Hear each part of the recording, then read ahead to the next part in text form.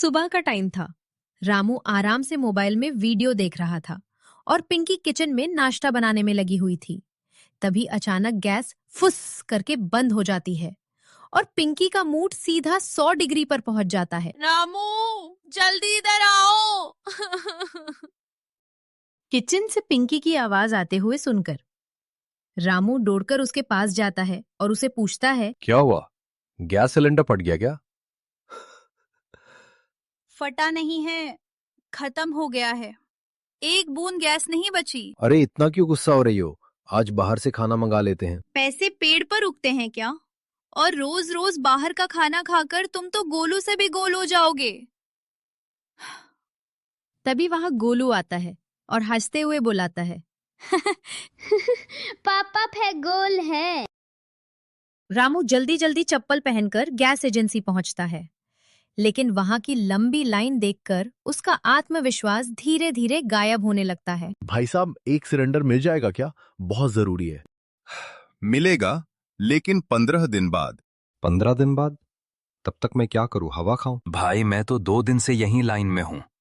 अब तो दुकान वाले मुझे पहचानने लगे हैं। हे भगवान, ये गैस की लाइन है या कोई प्रतियोगिता चल रही है? तभी आते हैं कॉलोनी के सबसे फेमस जुगाड़ू शर्मा जी, जिनका हर आइडिया थोड़ा खतरनाक और ज्यादा मजेदार होता है। क्यों रामू, चेहरे पर 440 वोल्ट का टेंशन क्यों है? क्या बताऊं शर्मा जी, घर में गैस खत्म, दुकान पर 15 दिन का इंतजार। अब तो भूखे मरने की नौबत आ गई है। अरे इतनी छोटी सी बात पर रो रहे हो? हमारे पास है ना जुगाड़। पक्का काम करेगा ना? पिछली बार वाला जुगाड़ तो फेल हो गया था। इस बार गारंटी है, बस थोड़ा बहुत धुआं और आवाज हो सकती है। इसके बाद रामू शर्मा जी के साथ उनके शर्मा जी रामू को एक अजीब सी मशीन दिखाते हैं, जिसमें आलू, पाइप, तार और एक छोटा पंखा लगा होता है। देखने में ऐसा लगता है जैसे साइंस प्रोजेक्ट और कबाड़ का मिक्स हो। ये देखो, आलू गैस 3000 मशीन। ये नाम सुनकर ही डर लग रहा है।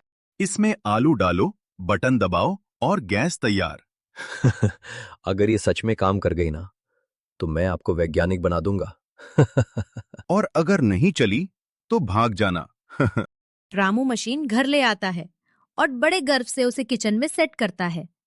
पिंकी उसे शक भरी नजरों से देख रही होती है। ये क्या उठा लाए हो? ये किचन है या कबाड़ खाना?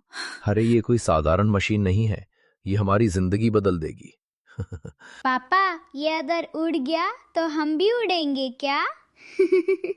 अरे कुछ नहीं होगा, मैं हूं ना। जैसे ही रामू मशीन चालू करता है, पहले हल्का धुआं निकलता है, फिर आवाज आती है टक टक टक और अचानक धड़ाम, पूरा घर हिल जाता है।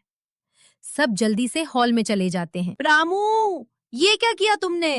हॉल में पहले पिंकी आती है, उसके बाद गोलू आता है, सबसे आखिर में रामू आता है। उसके बाद पिंकी कहती है, रामू, ये क्या किया तुमने? लगता है मशीन थोड़ा ओवर एक्टिंग कर दी। पापा, ये तो फ्री का दिवाली शो हो गया। अगर दोबारा ऐसा किया ना, तो तुम्हें ही चूल्हे पर बैठा दूंगी। अब रामू पूरी तरह समझ जाता है कि जुगाड़ से ज्यादा भरोसा असली तरीके पर करना चाहिए। ठीक है, अब मैं सीधा लाइन में ही लगूंगा। यही सही है, वरना अगली बार घर ही उड़ जाएगा। इसके बाद रामू घर से बाहर चला जाता है। रामू लाइन में खड़ा होता है और वहां का माहौल देखकर उसे लगता है कि वो किसी रियलिटी शो में आ गया है। मैं तो कल रात से यहीं बैठा हूं। मैं तो चादर लेकर आया हूं, यहीं सो जाऊंगा।